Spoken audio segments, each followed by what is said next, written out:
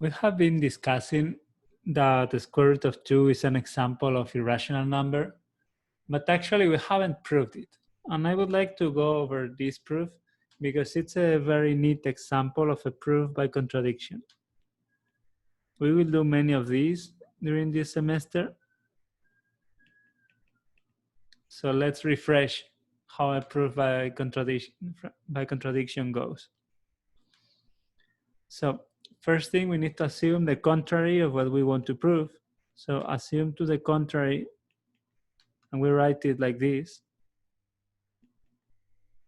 This is a template, okay? Assume to the contrary that, so we are saying the square root of 2 is irrational, so let's assume it's rational. So we write it like this. Square root of 2 belongs to the set of rational numbers. We will learn more about this notation later on, but this means square root of 2 is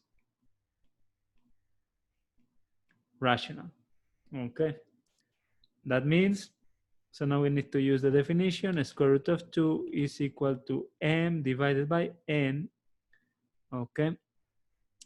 And m and n are two integer numbers. We know that n cannot be 0, okay?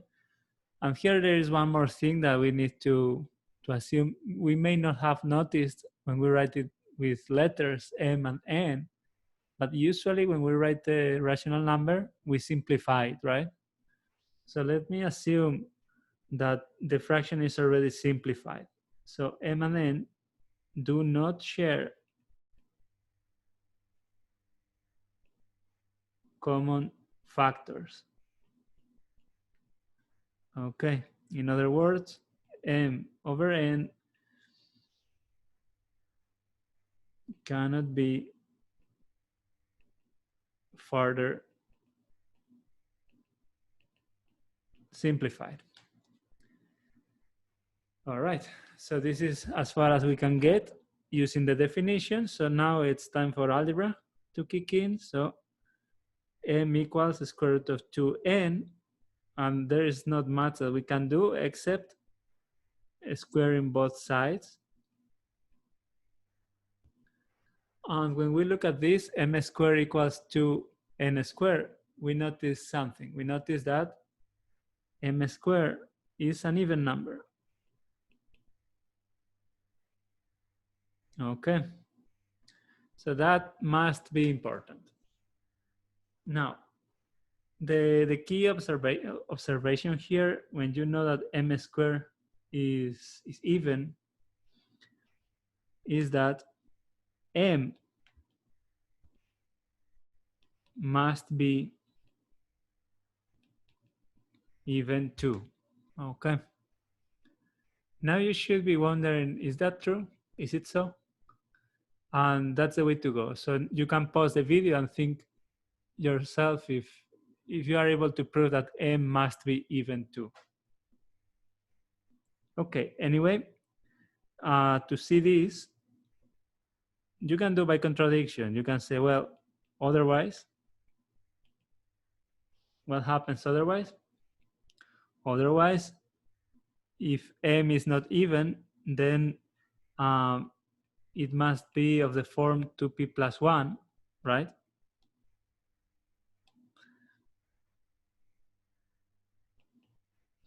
And this means that m squared equals 2p plus 1 squared. And if you expand this, this is 4p squared plus 4p plus 1. Okay, so this first part is even, plus 1 makes odd. Okay, but we have just said that m squared is even, so cannot be. Okay, so this is a secondary argument. But once we know that m must be even 2, that's important because we can go back to m squared equals 2n squared and look at it in a different way. Okay, this equation here, we are going to look at it in a different way. Now that we know that m is an even number, then we know that 4 divides m squared. okay? For divides m squared because it's even times even. Now, we also know that m squared equals 2n squared. Okay, this is from here. Okay. And when we look at these two things together, what do we have? So we have that n squared must be even. Okay, because if you have that m squared, I mean, if you have the left-hand side that you can divide by 4, you can also divide by 4 the right-hand side, but you already have a 2. So n squared divided by 2 has to give you an integer number. Okay, n squared must be even. But we just proved that if the square of a number is even, then the number is even too. So n itself must be even, and we are done. Okay, notice here what happened. We have that m is even and n is even too. So 2 divides both m and n, and this is a contradiction. Okay, where is the contradiction? If we go back to the beginning, remember, we assumed that m and n did not share common factors. That is, the fraction was completely simplified. But here we are saying that 2 is a factor to both of them.